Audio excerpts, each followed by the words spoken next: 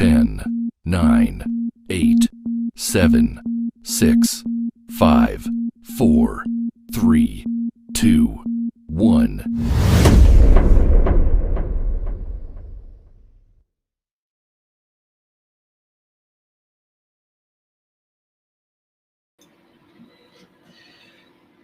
Ian McDowell, how you doing? Joe Lampshire, how are you? Mate, it's Tuesday evening. Tough Talk Testimony Tuesday is live again. Joe, I do like that intro you got going there, brother. I'm not Well, sure how you do it, but it's I did it badly because I let the other timer run down below 10 before I changed to the other one. So you took your eye off the ball a little bit, did you? Mate, I'm sure there'll be some people picking up on that. No one yet. Evening, Nikki. Nikki, evening from Cornwall. We got Nikki Carter with us from Cornwall. Fantastic. Philip's with us afternoon all here from Shrewsbury. Kelly's here. Hello, Kelly. Thanks, Kelly. Thank you for allowing me to pinch that Facebook meme. I thought that was quality. Tracy's here. Hi, both. Sharon, hey guys, missed you the last few weeks. Been helping my daughter's move. Sharon, it's understandable. Fully understand. I'd rather do that. We forgive you. We forgive you. Joanne, can't believe I missed Alpha last night. Where was she, Joe? Where was she? She was food shopping and she totally forgot. Oh man, okay. I don't know what to say about that, Joanne. I mean, you know, we're not accepting that. No, we're not. It's all good. It's all good. Better join us next week's the last one, isn't it? It is. Don't forget Alpha next week. Last one. We got Ian McDowell. He's given his testimony as well, so we got him. Tracy says, "Typical Joe." Kelly's here. More than welcome. No problem, Kelly. Sharon, hey guys, missed you the last few weeks. Oh, I said that right. I think we're up on the comments. So, where is the wise owl? Is he here? Is he? Have you got him in the green room? Is he around? Where's the wise owl? Let's bring out the wise owl. The one and only, the legends. Here he is. The wise owl. The legend that is. The wise owl. I've been called a legend, a legend. I'll tell you the one I like. I like being called. I quite like the wise owl. But I like the war horse as well. You know, we keep handling on, don't we? Might be old and a bit broken, but we keep going. You are a bit of a war horse, though, aren't you, brother? That's for sure. I mean, war horse. Metal knees, that's for sure. Metal knees, metal shoulders, metal hips. That's how I like to introduce you. And, I like that. After the war horse. There we go. There you go. Through the wars, but we keep going. You just keep going. Well, I remember many years ago being with you in Russia, Arthur, and you were doing a deadlift. I don't know if you remember this one, and your legs caved in, but you still smiled, didn't you? And you're holding the bar. I don't know what meeting it was now, but it was definitely in Russia, and your legs had gone, but you were still smiling and dancing with the bar, and afterwards you was in absolute agony, weren't you? But that's right, I would say that's about 10 or 12 years ago now, isn't it? But no, it wasn't, Ian. That was 14 years ago. Was it? Wow. No, okay. Probably coming up to 15 because we came back from Russia and then I had my knees operated on. Ah, yeah. So you now got metal knees, haven't you? I've now got 2 full metal knees. I've got a full metal hip. Shoulder's been done. I've got 2 machines here in my heart keeping me going. I am like you are the war horse. Maybe we should call him the war horse anyway. But well, I remember I like the wise owl, but now Arthur's told me all that. I'm thinking of this. Who remembers the $6 million man with Lee Majors? I'm showing my age here. We can rebuild him. You can only do that if you get the catchphrase, the tune at the beginning. That's I'd have to dig out that. Good. I can't run as fast as him though. He could run, couldn't he, old Lee Majors? He was quite quick on his toes, wasn't he? Yeah. So, guys, what's happening tonight? Arthur, what's happening tonight? Well, I've got the real pleasure and privilege of introducing what I'd like to think is a good friend of mine. He's a singer-songwriter down here in Cornwall. He's so talented, it's beyond belief. What, like us? He's got a little bit more talent than us, Joe. I'm wondering though if he could do us a few jingles, some music. Yeah, that'd be quite good. So I want to bring him in. His name's Josh Curnow, and Josh, come and join us. Here he is. There he is. How you doing, Josh? Very well, thank you very much, Squire, and yourself. Brilliant, mate. We're all good, Josh. Josh, there's a few people up country that probably haven't heard of you. Country. You're all up country to us. You sounded a bit. You sounded a bit Cornish from us. So, Josh, Give us a little tune, Josh. Go on. I'll put you on the spot. Come on. So I got a brand new single coming out which no one has heard of yet. No one's even literally only me and my producer and my wife have really heard this song. So oh wow. I thought I'd give you a little It's going to be going out live on the 10th of May with World Mental Health Week. See, we are the first, guys. We are the first. It is literally it's a world first. Oh, this is exciting. My life is a story, but someone else had my pen, and I learned to love again, to fix what was written back there. But I learned to let go,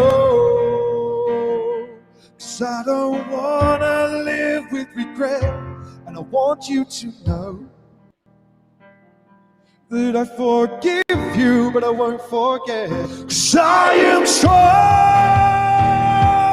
If you need me, take my hand. We will march on. Let this song be your final stand, to take back what's yours. Don't let someone else live your life, 'cause we are beautiful. Yes, you are beautiful.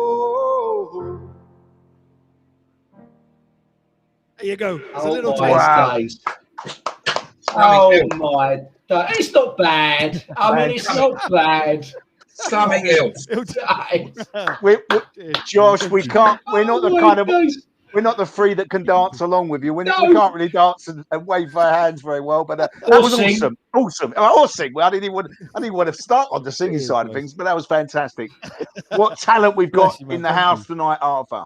Oh, it's unbelievable. I've dropped a few hints around Josh about doing a little double act with him, and he's just completely blanked me. But I love him anyway. What are you going to play? No, listen, I love you, Arthur. But what are you going to play? The spoons? I can play the spoons. I can do the cone. Yeah, I don't know. Arthur, was that one time when you were roadieing with me? That was banging. Oh yeah. We went out on the road together, me and Josh. Josh wasn't around, but Josh wants to sell records. You held your own, Arthur. You held your own, mate. I was thinking maybe you was banging your metal knees together or something, Arthur. Good stuff. Good stuff. Fantastic. Josh, that was excellent. Josh, it's a privilege to have you with us tonight, and we're looking forward to hearing your story and listening to some of your. I mean, you was in Britain's Got Talent a few years ago. We want to listen to get a little bit of info on that and some other things. But Joe, before we get into with Josh, have you got any comments you want to read out? Just a lot of them just saying hi. All our usuals here. Shalom's here, Tracy's here, Nick is here. They're all here. It's good to see you. Sharon, Samantha, Stuart. They've all said, "Wow, awesome! You got talent for the first time on your show." First time. You know, a lot of claps, a lot of hearts. You can see all the comments coming up. But no, thanks, guys. Listen, don't forget if you've got any questions as well, you want to throw at Josh. Get them ready. We'll definitely, you know what I'm like. I love to get your comments out. So yeah, get them ready. But Ian, Arthur, I was gonna hand to Arthur, because Arthur, you actually you and Josh go back a little way. You said he's a good friend of yours. You've been on the road together. How do you know Josh? Tell us a little bit about it. Right, I'll sort of tell you a little bit, and then obviously Josh, you can step in and start telling your story. I moved down here to Cornwall 16 years ago. So Josh, you would have been about 16 years old then, yeah? Yeah, roughly about that, and I went to a church in Weybridge Christian Centre, and the pastor of the church was Josh's dad, who is only just retired, but he's still come to our church, and he's one of our main preachers and teachers at our church. So I met sort of Josh through the church, and I met Josh. He's got two brothers and his sister as well. So Arthur, Josh isn't one of those. Josh isn't one of them teenagers you had to get in line when you first moved down there, was he? Well, I know his mum very well, so I won't tell you what I thought about him then. He was a proper little rascal. he was always good and civil to me, but yeah, he was a bit of a rascal. I can remember him. He was just leaving school, I think, Josh, then. So that's when we met. So, Josh, tell us a little bit about your background, a little, enlarge on that a bit. Yeah, I mean, you nailed it on the head there. I mean, just a touch of rascal in me, just a little bit. And growing up with two older brothers and an older sister, two of which older brothers were amazing at not getting caught, and so always twinkled, majority in people's eyes. But you could always tell just by looking into someone's eyes that you are a rascal, but I'm not too sure how far you'll go because we've never really properly caught you. So they were sort of, you know, high level rascals. Whether I was sort of more of the ditzy dozy one that was kind of just trying to be living up to that expectation of my brothers, as well as trying to hold my own. And in that case, it basically, if you heard that say Cyrus, I came in like a wrecking ball. Because that was kind of me trying to live up to my. I don't want to picture. I don't want to picture you on that wrecking ball, though, Josh. I'm just saying. But I digress. If you want to picture, let's move on. Probably find one, mate. Just scour the internet a little bit. Here we go. So they were decent, a brilliant role models, but at the same time, you know, some of their sort of friend zones and hang around with some of the things that they would do and get up to. I really wanted more of that. You know, I'd see them go out with their mates to the pubs, and I'd have to stay at home, and I'd be, you know, ghastly about having to stay at home. They would all leave, and I'd wait up. I'd stay up all night until they came home. I'd hear them pull into the driveway, or somebody would come in, and that would be that really. And that was kind of my sort of my foundation, we'll call it, as to well, Josh, could I jump? Early teen.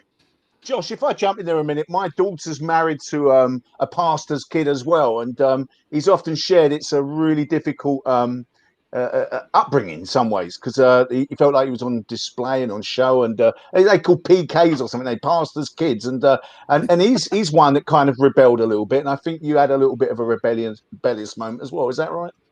Yeah, I mean, to be honest, I mean, to say that it was hard, I think would be wrong to a degree. The word hard it's not what I would use. I would say it was more challenging for my old man, certainly having kids like us, more than it was challenging for us to have a dad that was a pastor.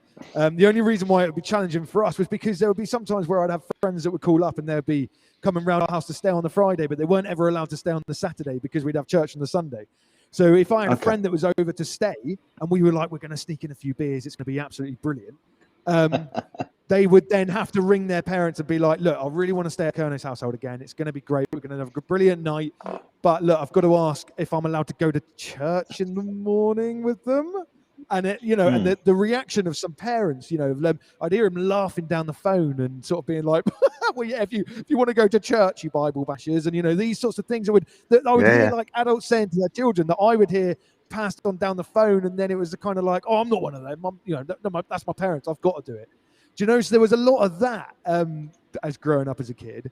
And then there was the later on in stage where I realized that actually I'm getting dragged to church as opposed to, you know, dragged against my own will, if you like. You know, I wanted to stay in bed. I was a teenager that would go out and get up to mischief and then come home at, you know, at stupid o'clock in the morning, and then sometimes, or stay up at least until stupid o'clock in the morning, and then have to what would feel like being dragged out of bed to go into this church with a pastor that would just go on and on and on talking about this that I'm supposed to believe in, that I'm not too sure what is, but have a faith because obviously if my mum and dad believe it, then I've got to believe it. Do you know what I mean? So there was a lot of that was going on, which caused a lot of controversy as we grew up and as I got older, and that's where sort of I went down a different path then when I was let off the reins, as it were. Yeah, no, I get that totally, and I mean, because you know, Christianity, real Christianity, isn't something that you're brought up in. You've got to make that choice for God yourself, haven't you? So it's not like growing up in. You know, you have to. The Bible says, "Come reason with me," doesn't it? You have to sort of explore and find out whether God is real or not. And I imagine part of that that I know of pastors' kids and guys that have grown up in the church. I mean, you've got to realize, Arthur and me and Joe, we've a long way from that kind of upbringing. But from talking to people, talking to youngsters, there is that kind of desire to rebel, even though quite often, there's a pressure on you not to. But yeah, go on, my friend. Tell me, how did it go? What happened in your life then? Where did you go? I know the music was a big thing in your life. When did all that start? As far as I can remember, there's always been like a guitar or a piano, and my brother, both of them playing. My sister was quite good on the piano and also played different. So I've always kind of grown up listening to a room where a guitar being played. So music has kind of always been part of our family, and certainly always a big part of my life, which played a big effect when I realized that I really struggled with the things that a lot of people would excel in. You know, I struggled a lot in school with understanding. I didn't understand why I would sit down in a lesson with a load of people that would, you know, the teacher would talk about a whole what we're going to do for the rest of the day and how you know, what we've been doing in previous weeks, and I'm struggling to like get a grasp of not only how to spell my own name, but being like, you know, like what's going on here? How are you guys? How do you even remember what she said at the beginning of this lesson, let alone last week?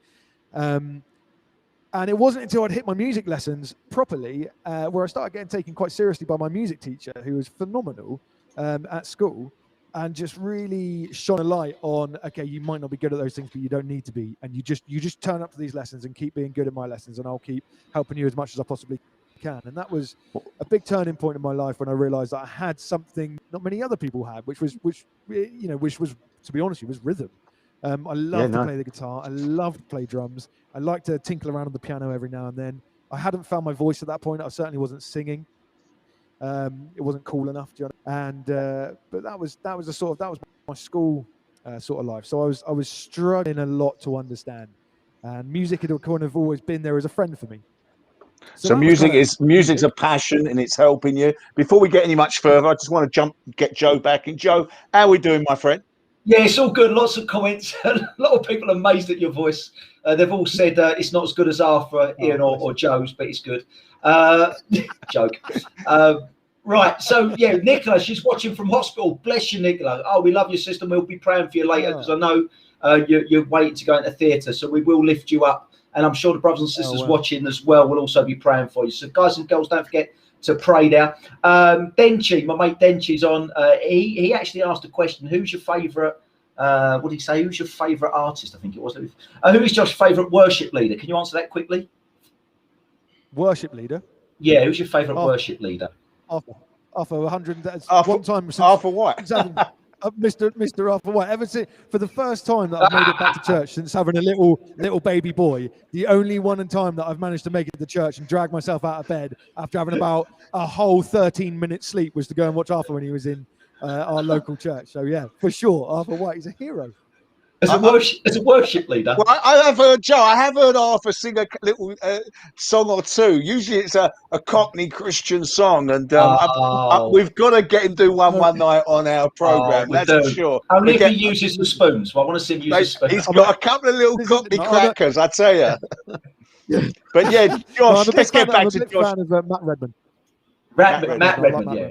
Okay, good stuff. So yeah, please, Josh, take us on your teenage years. So did you? I know from talking to Arthur, you kind of went down a path that probably your family were not expecting you to.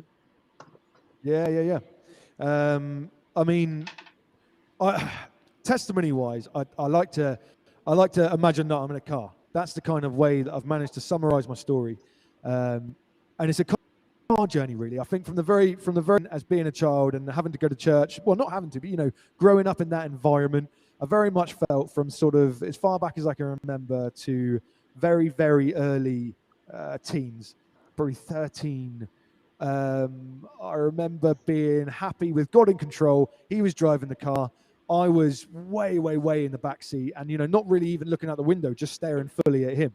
And that was kind of my teens. As I grew up a little bit, going through school and having friends over, I was kind of like, Lord, I love you, but I want to see what's going on here with my life. So I sort of moved from the back seat into the passenger seat. Yeah. Through my teen years, where I sort of was discovering a few things, starting to, you know, play rugby, have a little bit of a beer with the boys, and I still love the Lord and was still kind of happy for him to drive, but every now and then I'd sort of grab the wheel and be like, I don't want to go down there. That's not where I really wanted to go, Lord. So I just tweak the wheel and we would sort of go off a little bit. And then as it came into my adulthood is where I decided, actually, Lord, do you know what? I'm going to drive, and I don't really want you to see where we're going. So if you wouldn't mind whipping in the back seat, you know, don't get out or anything. Yeah. Just whip in the back seat, and I'll wheel for a bit. You know, that's where I'm going to Good go. analogy. And at this point was where I was sort of I started working in a pub. I started meeting up with lots of great friends, and there was nothing to do with the pub necessarily, but it was I was getting introduced to different things, and bits and bobs were coming. Different characters were coming through the door and introduced me to a little bit of this and a little bit of that. And I started doing a couple of gigs, and then sooner or later it was like, right, Lord, actually we're not going in the same direction anymore, and I don't really need you in the car, to be honest with you, mate. So if you wouldn't mind, I'm going to drop you off here, and that's going to kind of be that. It's been awesome riding with you, and thanks so much for being in the car, especially driving the beginning. But I'm gonna bolt off now. I'm gonna grab my own car, and I'll see you if maybe another time. And that was it, really. I went down a life of just pure alcohol and drugs, and that came about because of just sheer opportunities that I was given, and thinking that was the right way to basically not just excel my career, but to be in and around and being like that kind of almost that figure. Do you know what I mean? Like you're a bit of a rock star. You like that kind of bad boy kind of attitude, and it went really, really well with the sort of style and the person that I was, the kind of rebellious type, and really liked getting on my parents' nerves. And I say that as which is for comedy value can be great, but I really was I was nasty, and intentional in my nastiness to really upset my dad, especially. My mum have always been my go-to, no matter how deep and dark my days got. I can remember several times talking to her about some real nasty stuff, about taking my own life, and about a lot of the drugs that I'd been taking. And I never really hid anything away from mum. But dad, we just clashed so much. And from that I felt that as like fuel, the more him up, the more I felt compelled to do more wrong. And it was, I've always said from day one that my dad is my biggest hero, but realistically, in the struggles and the strains and the problems and just keeping the family together, I know from being a new father myself that at this early stage in life is really, really can be quite challenging, and everything is tested. All your patience is tested. And to think that my dad, and I know you guys have got kids as well, but to think that my dad did that 4 times, and also my mum had was struggling at some, I know, in their life. The thing that my dad went through, and then on top of it, his last son made it his mission to upset him and to go completely and utterly against the whole thing of him being a pastor. I'm not going to church, to the fact where I knew that he had meetings going on downstairs, and I'd walk downstairs with a beer, half naked, and be like, I'm just gonna grab another fresh one, and then I'm gonna shoot out with the boys, and possibly see what we can score, Dad. I'll see you in a bit. I can distinctly remember my old man saying to me, please don't interrupt this meeting. And I would walk through with a traffic cone that I've just stolen off the side of the road, and maybe a lamppost or a signpost of some sort, directing to wherever it is I've been. There was SOS phone boxes that would turn up in my brother's rooms. There was all sorts. So again, stemming from, back through, seeing who could get the best. Post was always a game that me and the boys would play on the way home. Josh, I'm going to hold you there, my friend. I love the analogy of the car, and that's a really, you can really visualize that, and I'm sure a lot of people can relate with that. And you've booted Jesus out of the car now, And I've often used that, when people talk about driving, and don't just let Jesus be in your passenger seat, let him drive your car, but we're going to let him take control of your life. And I'm surprised they didn't send. We've not rehearsed this or spoke about this, but we do want to get at least another couple of little songs out of you. We want to get our money's worth tonight, don't we, Arthur? And, so in a minute or so, think about something. Let's have a little 30 seconds or whatever, just a blast. If anyone's just joined us, so we can see why you're sitting at a keyboard and you've got a big mic in front of you. We get a little song out, and then we're going to conclude your story. Just before we do that, Joe, you got anything you want to ask? Because I see comments are coming up. Great shout. Yeah, just before you play for us, a lot of people are saying, what a powerful analogy. Mark Brown says, was your identity an issue when you came away from your faith with drinking and drug culture? Was the identity an issue when you came away? Identity, was it an issue when you came away from your faith with drinking and drug culture? In the sense that my identity of who I was being a Christian and now suddenly... I think that's what he's saying. I think that's what Mark's saying, yeah. Yeah, I mean, I never really... A lot of people knew who my dad... a lot of people knew that I came from a faith-led family. We never tried to hide that ever. And I certainly didn't hide the fact that I used to be. I just sort of always find a way not to talk about it until I met my wife. So it wasn't really an identity problem, because I think people just presumed that I was probably about as far away from the Lord as you possibly could be. Do you know what I mean? And if somebody had ever seen me backstage, and you know, there was not to glorify, but there was probably everything that you would imagine that you would see in a rock and roll film probably going on, and maybe double that was probably what was going on. So the people that I would hang around with certainly were never going to ask about a faith. So identity-wise, no. I think it hurt me moving away from that identity. You know, you really had to rip that out and stamp on it and get rid of it, you know, in order to move away from my faith. I really had to tear that away. But identity-wise, no, I was never really identified as being a Christian after I'd left the church. Okay. Arthur, I'm surprised, Arthur, they never sent... his dad didn't send you around there, brother. Oh, well, we did. Josh and I met on a number of occasions, and we had some nice heart-to-hearts. But a question I want to put to you, Josh. Obviously, you were brought up in a Christian family, and as Ian said earlier on, you know, being brought up in a Christian family doesn't establish your faith at all. We know that.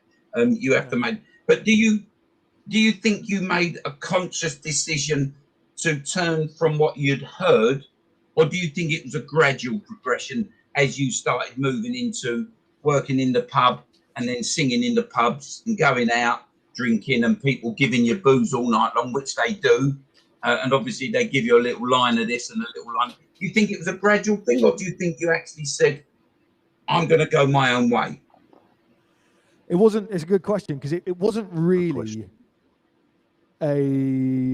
it really wasn't a conscious decision. It was suddenly I found myself going down a road which seemed to be not promoting my career, but kind of where I would have wanted to go, but you know, without having to the fact of sin and that guilty conscience, which was really starting to nail me. And that's what I was really getting angry at and getting really annoyed about, is that all of my friends would go off and do this, that, and the other, and I would do it, but I'd wake up in the morning with this horrific guilt. And I'd speak to some of my friends about it, and they'd be like, no, mate, no, just probably do another line and have another beer. I expect you'll be all right. You'll get over it that way. And I was like, well, all right. You and I had one or two conversations, and I did see that in you. I felt a lot of anger in you, you know, that was coming out, and it wasn't directed at anything particularly or anyone, but I could sense that anger in you, and of course we can look back now with spiritual eyes and say that we know that there was a battle going on around your life. You know, you'd heard about Jesus, and you are now not following Jesus, so the devil don't like them sort of things. So I could see that spiritual battle going on in your life. It wasn't. It certainly wasn't. So let's move on. If with Ebert, can you do us a little tune before we move on to some good news? I think we should have a bit of that, shouldn't we, Arthur? Come on, let's have a little tune. I'll tell you what, I'll do a version of Green Day's Basket Case. This was a song that I got talent as my audition song. It's been viewed a couple of times on YouTube now, and it's probably one of how many views that I'm most fun over. I think it's a couple of million now, maybe. I think it's in the millions. That's right. Yeah, go on then, brother. Do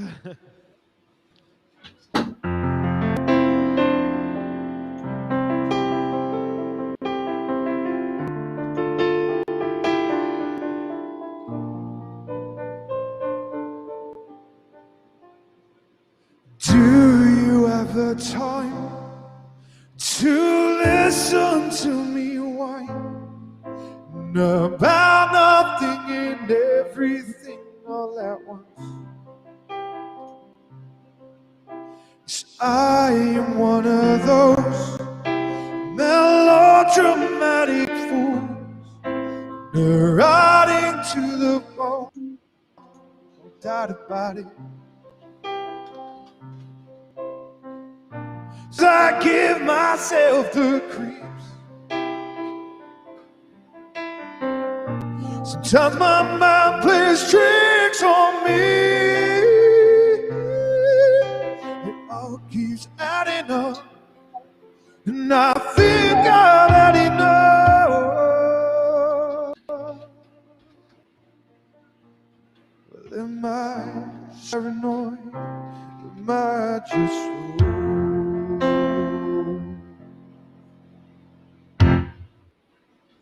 There you go. Oh.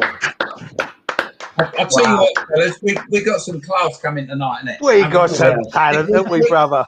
We've gone up a notch on.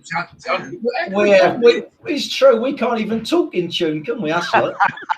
We've got a different level, haven't we? Hey, fantastic. I mean, what? So we want another tune out of you before we finish this interview or whatever it is. So yeah, let's get back into your story, brother. You've kind of kicked Jesus out of the cart. What happens? You're working in the pubs and the clubs, doing the music as well. I think we're hearing. So take us along that journey, and I presume at some stage that then gets you all the way to the Britain's Got Talent. Is that what happened?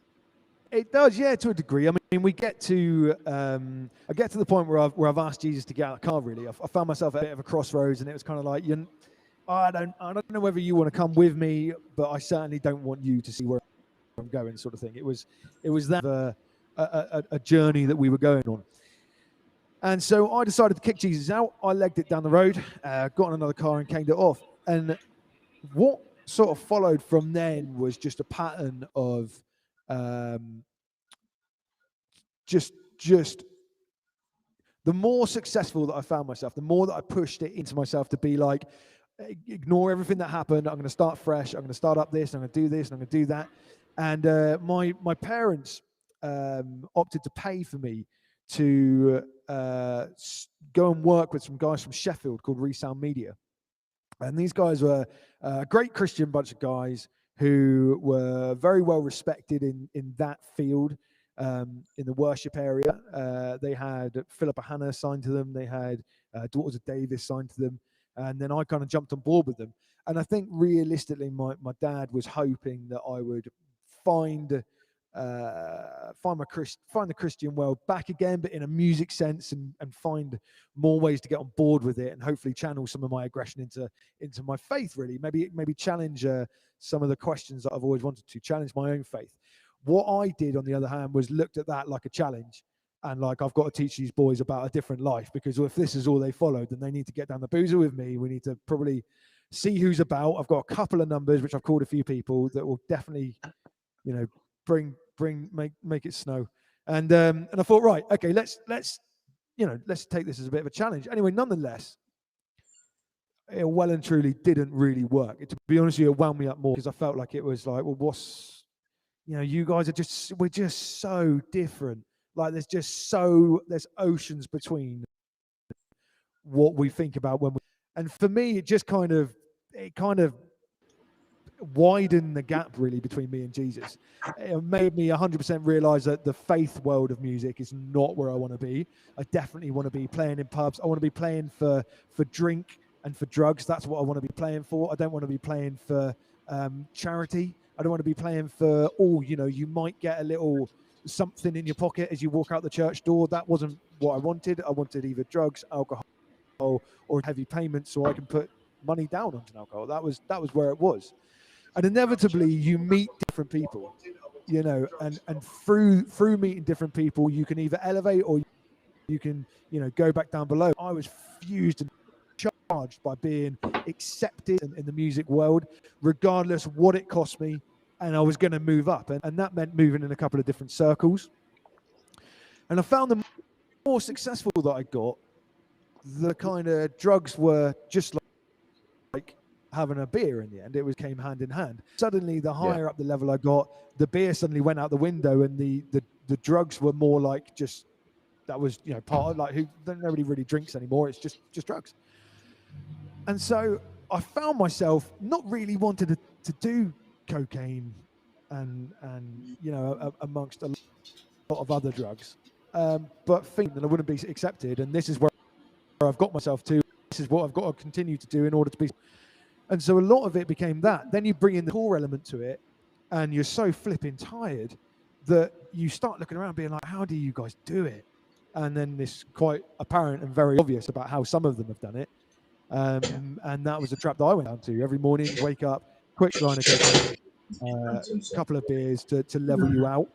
And then, you know, maybe a couple hours later again, and then get on stage, play. And I found this just being a pattern. It didn't ever become apparent that it was suddenly horrendous and spiraled completely out of control. It was just where we were. And that's when things started taking a bit of a downer on my health. I became extremely thin. And my nearest and dearest just thought I was on a complete training mission. I was constantly hitting the gym. And I think, you lose your appetite as soon as you're on any of those kind of drugs. Yep. Like I'm sure many of you boys know, and it's, for me personally, I had to sort of cover it one way or another. My parents aren't stupid, and I just thought, right, well, I'm going to sign up to a gym and I'll go to the gym. I'll stay out the back and just have a few beers, maybe go in the restaurant or whatever, come back, have a meal in front of mum and dad, and then shoot off to the studio where I was going to write and record some music. And it really wasn't happening. That was my way of hiding it. And it wasn't until I can distinctly remember my mum asking me if I would nip down to the local shop, which was only to pick up a couple pints of milk. And I was like, yeah, no worries, went upstairs, did a quick line of cocaine, and then walked down to the nearest town to get a pint of milk. And it was then when I suddenly thought, ooh, I don't know whether I could have done that if I didn't have that one. My health started going. I started becoming even more skinny. I was talking to friends and they were like, mate, you're going a bit far. One of my best friends, I ended up texting him saying, look, can you get me anything? It's I'm completely out, and it's a Wednesday evening, and it's time to play. And he ended up, another friend of mine texted me saying, dude, it's 4:30 in the morning. Even if I couldn't, you need to stop. And it was at that point where I was like, we'll leave you behind then. You're obviously not on the same path. And he really, really coached me back into something's gone wrong here. This is no longer just playing. This is life for you now. My faith at this point was so far. I had been so far down the road. None of this was going to happen of turning back. There was times when I remember waking up and throwing up blood and thinking, wow, okay, this has gone pretty far. There was times I remember waking up and having the most insane pains going on in my stomach, my heart just feeling tired, just feeling like it was just knackered from beating so hard, so fast, so long. And it was at this point where I was like, I'm too far gone for Jesus, but I was scared. Do you know, I really was starting to get scared, and I felt very, very alone. And then that's when I was sort of like, that's it. I've done it. I'm blatantly, this is it. I'm going to die.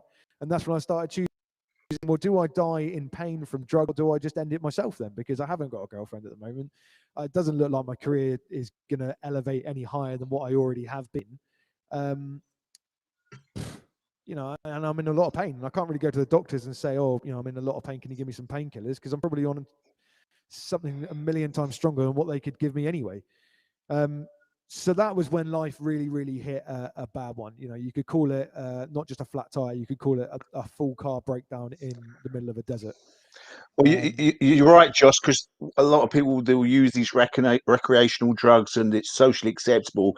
But then, some people can survive like that for years, whether it's alcoholic abuse or drug abuse. And but you're recognizing it, or people around you are recognizing actually you're in trouble here. This is you're not just doing it to the weekend now. You're doing it to, like you said, get up and go to the shops. And if you carry on down that road, you're not going to live very long, are you? That's the fact. No, well, this is the thing. At this point, I was in early 20s, really, and it was. I just thought, that's it. I'm done then, really. And I was very, very good at hiding my happiness. But I was also worried that I wasn't going to be able to keep up my appearance of being the out. How can he drink so much? He's a flipping rock star. He constantly drinks. He's, this. You live. Supposed to go with it, isn't it? Yeah. Exactly, you know, and I'd finish a gig and people would want to beat me up because apparently that's like, I live in the dream. That's what you are, Josh. You live in the dream. But they had no idea that realistically I was going back to my mum and dad's place to go in the top of their garage to basically near enough just edge myself closer to the end of my life. Probably when I spoke to the doctors, he said you're looking at like probably your 30s where you're going to pop it. Is that so? You actually did go to the doctors? I did in the end. I spoke to a doctor about it, said about my condition, what I'm doing and stuff. Came very clean with him, very honest with him, and he just said it's not going to, it's pretty obvious why you're going this way. I didn't go as far as having the scans and everything that he wanted me to have. I just sort of accepted what he'd said, and it was basically like, look, I'm not going to lie. If you carry on going down this road, I was about 24, 25 at that point. He said, if you carry on down this road, you are going to be dead by 30. There's no two ways about it. So was this the moment you picked up back into your faith? Is this a faith crisis moment? What's happening? To speed an awfully long story short, I was at a gig, and a lady came walking in, watched me play, and I just seen her with her phone out a lot of the time. She was recording me on something called Snapchat, and she was pinging them to and fro to her best mate. And with that, her best mate ended up reaching out to me in the morning and saying, look, my friend was Snapchatting me last night of one of our favorite songs that you sang. I thought you sounded awful. I'm not going to lie to you. You didn't sound good. But she told me to listen to your music. And I was like, well, that's lovely. That's good. What? Block immediately out. I wasn't too keen, but I clicked on her profile picture and realized she is literally... You've heard the saying, punching, you're punching. I mean, I wasn't even punching, fellas. I was just looking like, not going anywhere near that. Not even entertaining it, because I'll just get thrown down. But needless to say, I wrote back, we started chatting and realized we had actually quite a lot in common. She did like quite a lot of my music, and it was kind of a bit of an in. And then I was like, well, how about, I try and prove you wrong about the song, and maybe we'll go from there. Anyway, she had her walls up and a big guard up, and she ended up having a couple of friends over to her place. And I was playing a gig just about 20 minutes down the road from her. And she said, look, we're having a get together at my place. Swing in, pick up some fags, pick up some wine or whatever it is you want to drink, and come back ours. And, let's meet. We've been chatting at this point for a good couple of months. And so that's what I did. I went back to her place, met her. Needless did I know that she was going to be my future wife and the mum of my firstborn son. It was this crazy experience. When I met her, she was just beautiful. But you always have to have that conversation in the morning when everybody's dead sober. And we started talking and we were chatting. I slept on the sofa. She slept up in bed. I put her to bed actually in her own house. And I just thought, this is crazy. She's beautiful. What's she even doing talking to me? And then we have that conversation. What do your parents do? The one conversation that I dread anytime I ever met anybody. What does your mum and dad do? It was that, mate, honestly, I was like, don't ask that. Not yet. Well, I was just starting to like you as well. I just thought that maybe there was a chance.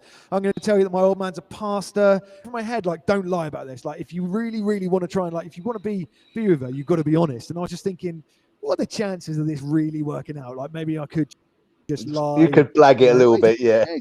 Teacher he is, yeah. But yeah, I ended up saying to her, look, my dad's a pastor of a local church. Yeah. And sort of just watched everything just go, or at least what I thought it was. And she didn't. She just suddenly started getting curious. Well, I was aware that Jen, my wife, had lost her dad to cancer. I was aware that she, through talks that night, that she had been down a real bad path with that, and with other things that were going on in her life, she's faced her own massive battles and huge struggles. So when I brought up the pastor thing, I just thought, this is just gonna, what, you're a Christian? No, whoa, no, not me. I'm not a Christian. Do you know? I thought that she was going to go down that route. Instead, she was really curious. Okay. Started asking the full of questions now and then. And the questions that she was asking are the stuff that you would learn, if you like, in primary school, do you know? Yeah. It was the real basic stuff. And I didn't know the answer to it. Even though I'd been brought up in a church and my dad was a pastor, I was just like that she was asking, winding me up that I didn't know the answers to some of these questions that this incredible was asking me. And I suddenly felt even less intelligent than I actually am. I suddenly started thinking, oh my giddy, I've really messed this one up. But with that, Jen started asking, you know, as the closer and the more closer relationship and the better it got, she started asking back to church. And I was like, are you for your head? Like, with everything that we've talked about, everything that I've, you know, I just thought this isn't right. Anyway, next minute we're back to church and I'm starting to think, I can't do this. I dropped the Lord off back at a crossroads years ago. And even if I wanted to turn the car around and pick him back up, I'd have no idea where to even go. It was so far ago that I dropped him off that I have absolutely no idea how to drive back there and apologize to him and say, you know, please, like, you know, I'm sorry. And, you know, like, how would I even do that? I can't even get back there. And so it was a real moment for me. And with that, Jen started getting more and more closer to the Lord, more and more acceptant, opened her heart more and more. And I was looking at her, do you know what? I was almost jealous because I was looking at her like, wow. oh, God, like, what is happening? Like, you're just going through everything that I was just getting so angry, feeling these incredible feeling. Only explained as be the Holy Spirit moving through her. She opened her heart. She was talking about analogies like her hands were feeling so warm. She was breaking down in tears in front of people she'd never met before.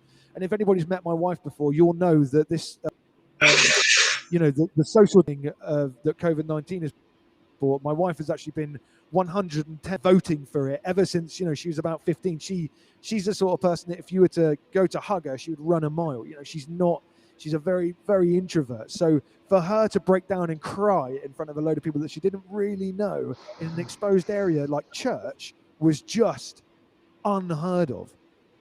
And I'm there, her boyfriend at the time, in church, looking at her like, what is going on here? Like, this isn't where it's supposed to go. And with that, she's just so much more brighter in the sense she's able to gather knowledge in her head and relay it to me in a way that I'd never really been able to relay it. And she was explaining things to me like about that we'd hear in that sermon, or little bits about grace and about more. And I was like, no. But I was really intrigued. How have you got this? And I haven't. And it started going down like that. More and more we went to church, the more I started asking questions, speaking to different people. And my wife would wake me up on the Sunday mornings and it would feel like I was back at home with my dad, dragging, come on, boy, you know, we're going to church. I'd be like, no, that's the last thing I want to do. And that was my girlfriend now doing it. And, you know, the more I was learning, the more that she was learning, the more she was relaying it back to me, the standing. And so I started feeling like, well, maybe this is the way. Maybe I am back in the car driving. Maybe I have turned around, but I still haven't picked Jesus up yet. So I'm really starting to struggle. You know, I'm hitting speed bumps with the drugs that I was addicted to already. The alcohol that I was having to drop in order to be with Jen was quite a big thing that I missed out there. When I met Jen, she was a student ODP, which is an operation department practitioner. So she worked in theatres and hospital.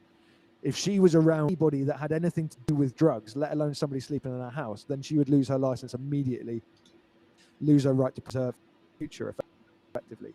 So when I met Jen, active decision, when she asked me, be honest, do you do drugs? I had to make an active decision right there to say, yes, I do, and potentially lose everything, or say, no, I don't, and never touch drugs again, in which case back up to never lie from that moment on.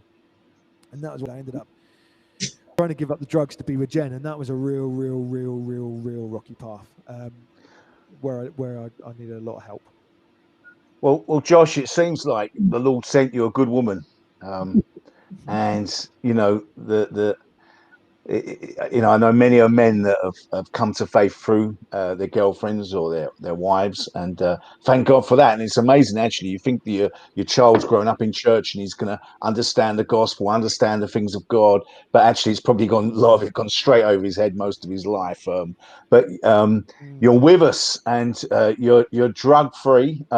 So the Britain's Got Talent was a good point in your life. Is that what you're saying? Yeah, so by the time that I made it back to church, I found out about what grace was at this point and really latched onto that and held onto it, finding out that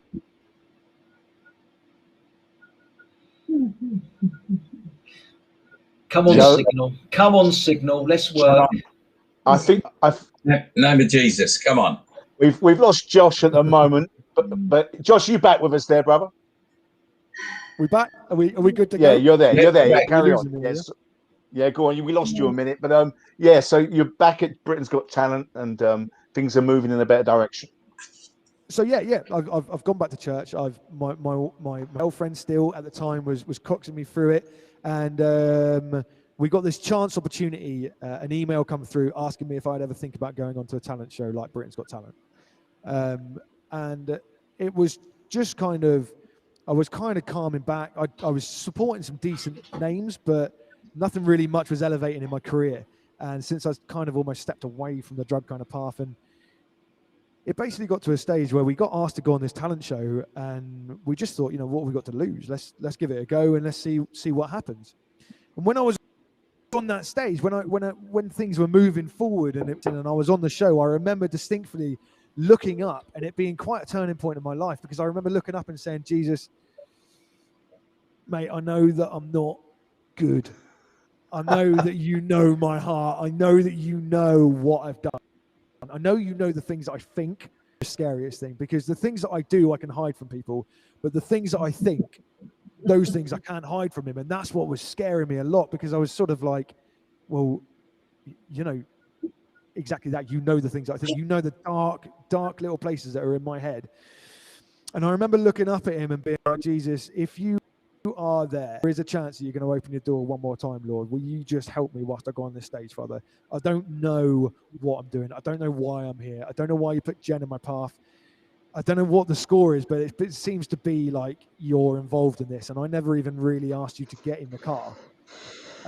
So where, if you're there, and I can remember it being such a turning point, because it was the first time that I properly prayed to him. And that was just before, literally about 15 seconds before I walk on stage to do my first audition. song. Britain's Got Talent. Yeah. Audition, yeah, thank you. So it was a real big turning point, that. And it's interesting, isn't it, that the Holy Spirit is using a moment like that to bring conviction into your heart, not just of the stuff that you've done, but the stuff that's deep buried inside that only you know, that God knows. God is a spirit, and the Bible talks about, Jesus said when the Spirit of God comes, he's going to bring judgment and a knowledge of sin, and he says sin because he's going to the Father. And there might be people out there, Josh, right now that even listening to this, that they might be in that same place, that suddenly they're aware that there is a God. And if a God can change people like us and someone like you, before you're going out to go on in front of all these millions of people, he's speaking to you, you're praying a real prayer, even though you've grown up in the church all your life, a real prayer for the first time in your life. There's someone out there now that might be in that same place that doesn't know Jesus Christ. The Spirit of God is hovering over their lives. The Bible says everyone's fallen short of God's standards. The wages of sin is death. Jesus died on that cross, rose again from the grave, that we may have eternal life. If there's someone at that point right now watching this, I was going to ask you if you could pray for them. Just a simple prayer, kind of a salvation prayer, just so that they can get right. Because we never know who's watching us, and we never know who might be in that place that needs Jesus Christ. And I know I'm putting this on you a little bit, brother, but if someone's at that point where they know something inside, God's talking to them, could you, Josh, just pray that prayer? And then we're going to get another song at you. We're going to get some more about your music. Could you do that for me, brother? Yeah, of course, mate. Yeah, so Jesus, I just want to say, Father, as we come to you, Lord, as there might be people on here, Jesus, just sort of curious to know what it is that I might be talking about, Father, and just thinking, could I come off this drug? I just pray, Jesus, that, Lord, that these people just take their curiosity, Father, and they use it as a key, just for that tiny touch of vulnerability, Father, for them to open up their heart, Jesus, so that you can come marching in, Father, with your army, your angels behind you, Father. Lord, I just pray for the person or people, Jesus, that are watching this, that are that curious people, Lord, that you can come into their life, Jesus. Use my testimony, Father, Arthur's testimony, Joe's testimony, Ian's testimony, Father, anybody that's been on this, Father, anybody that's looking for help, for guidance, Jesus. I just pray, Father, that you really just have a massive impact on their lives, and not tomorrow, Father, not in a year's time. I ask that. Amen. It says Jesus, pray in Jesus' name, we can move mountains, Father. So I pray that in Jesus' name. Amen.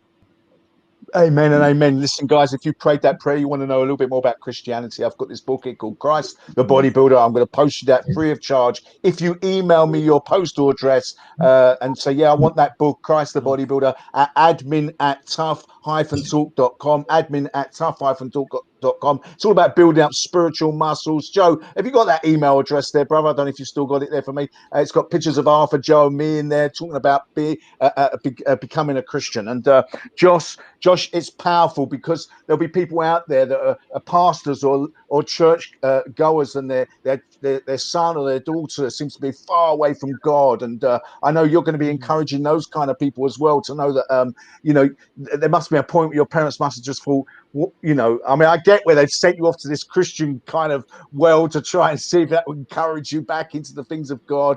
But the Lord sent you a wonderful woman to actually point you back into the right direction. And then a program like Britain's Got Talent has brought you to the point of praying a sincere prayer and acknowledging that you need a savior. And that's outstanding stuff. And we were going to try and put a little clip of that on there, but then Arthur said, he's a talented fella. He can do stuff live. And Joe, do you want to? I'm going to get Arthur in a minute, Joe. But Joe, you got any comments you want to bring in before we get Arthur on? Yeah, I mean, I don't know if you've probably seen most of them are thanking you, Josh, for a great night, being totally candid and open and honest with us. Yeah, a lot of people saying superb. Tracy asked, do you play in church? I don't know if she wants to maybe, is there a contact that people can? I wouldn't say hire you out. I'm looking for that's the wrong phrase, but you know what I'm saying. Yeah, I've got a website which is joshcurnowmusic.com. I've also got my email address. I've got a little management team that are working with me at the moment. And yes, I do play in pubs in big venue. We got Glastonbury in the British Formula 1, and then I go down to our local church and play. I've also played in California. Whereabouts? We played in Costa Mesa. It was okay, lovely. Yeah, mate, it was absolutely Calvary Chapel, Costa Mesa. Absolutely incredible. And I love to play. Have you got a little Christian song you can play for us, or you got something else lined up? What you got for us, brother? I can play you a little bit of I can play you one of my favorite. I'll play you one of my favorite worship. Come on, let's do it. This is it's a little map. Oh, come on.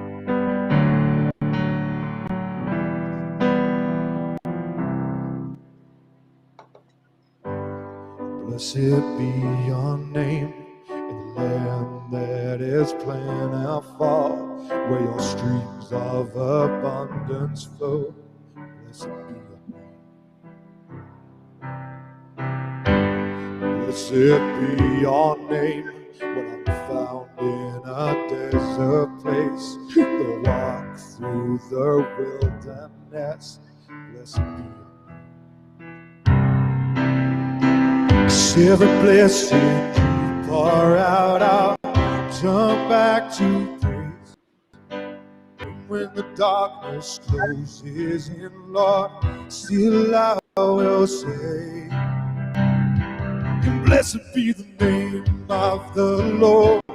Blessed be your name. Blessed be the name of the Lord. Blessed be your glorious name. Blessed be your name when I'm found in a desert place, to walk through the wilderness. Blessed be your name. 'Cause every blessing you pour out, I'll turn back to praise. Hey! When the darkness closes in, Lord, still I will say, blessed be the name of the Lord. Blessed be your name. Blessed be the name of the Lord. Blessed be your glorious name.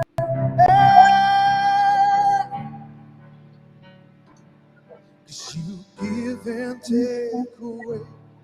Yeah, you give and you take away, but my heart will choose to stay. Lord, blessed be your name. Yeah, you give and you take away. You give you take away. My heart will choose to say, Lord, blessed be your name. Oh, blessed be the name of the Lord. Blessed be your name. Blessed be the name of the Lord. Blessed be your glorious name. Blessed be your name.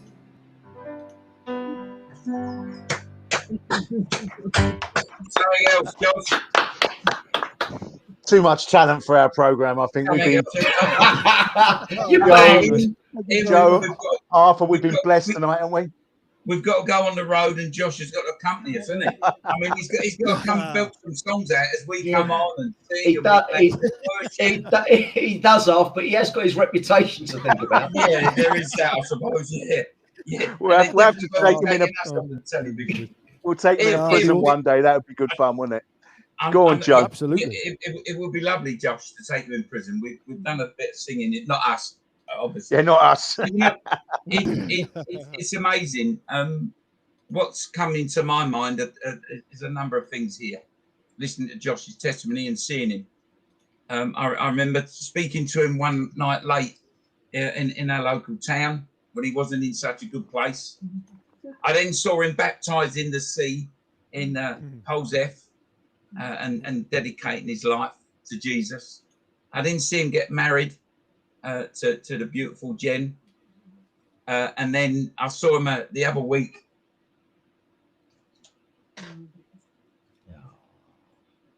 And I'm just amazed at the love Jesus has for us all. And there's Josh turning up in church with his newborn baby boy, Romy. And it's not just seeing the change in Josh's life, it's the change that Jesus does in our lives. Mm. And I know that there are people watching, and we've met people where their lives are struggling. But if they're prepared to submit to Jesus, I know their lives have changed, because I've seen it in my own. I've seen it in your lives, Ian and Joe, and I've seen it in Josh. And there he is, from going on Britain's Got Talent to leading worship in California. And I spoke a little while ago to Josh, and Josh said to me something, and I'm going to not embarrass you on this, Josh, but I'm going to put you right on the subject. You said you don't feel worthy at times. You are worthy. And the reason you're worthy is Jesus died on the cross for you, as he died on the cross for me, Ian, Joe, and everyone. And when we ask Jesus into our lives, and we are worthy, we become what Jesus wants us to be. Amen. And Josh, I believe God's got so much for you and your family. And I know the lads and other people are praying for you. And I do pray that those things that are in place, you're going to have a glorious life, mate. You keep belting them songs out. You keep singing and keep looking to him. There's a bit of scripture in Proverbs. Come on, brother. Coming off. I told you he's the wise owl again. Come on, Arthur. He's the wise owl. Trust in the Lord with all your heart, and lean not on your own understanding. In all your ways, Josh, acknowledge him, and he shall direct your paths. Do not be wise in your own eyes. Fear the Lord. Depart from evil. It will be health to your flesh and strength to your bones. Josh, it's been an absolute privilege. An absolute privilege listening to you. Guys, we want to thank you. Yes, and please, we've got some great testimonies coming up next week. We've got another worship leader, Noel Robinson's with us next week, I believe. So that's next Tuesday. We've got a great program for you Friday night if you want to join us Friday. Been a privilege to have you today, Josh, and Arthur and Joe. It's been great as usual. We've got to shut this program down. We've gone a little bit over time already. So time just went so quick there, didn't it? And it's amazing when you got a bit of talent on the show. I'm going to remember that analogy. I'm going to remember that analogy of the car, and I love that because quite often I've never heard it from a perspective where you started with Jesus and then you've got all the way to dump him in the back and all the way getting him out of the car to bringing him back into your life. So I love that. I mean, to really, really quickly, basically finish it off. You know, my testimony. ceremony ended with the fact that I turned around and I was looking for Jesus and emotional, more and more upset. And then when I opened my heart to the Lord and I said, Jesus, I'm sorry. I'm really sorry for what I've done. Please, Father, let me find you. And almost like a bit of a comedy act, I always like to think that he basically popped his head up in the back seat and he was like, you idiot. But I never got out of the car, mate, when you asked me to leave. I was here all the time. And every time you went down that path, I just tweaked the wheel a little, what you did to me. And I just tweaked it every now and then to make sure that you didn't quite go down there. And so Jesus would never got out of the car with me. Do you know? He was always there. He watched everything that I did, even when I asked him, he didn't, and he still accepted me back. So that's my saving grace, as it were. That the Lord never left us, and he never leaves any of us. Yeah, absolutely right, brother. He never leaves us or forsakes us. Fantastic, guys. Been brilliant. Arthur, Joe, Josh, bless you guys. Thanks, and share this post it out there, get it out there so people can hear Josh's testimony. Bless you guys. See you again.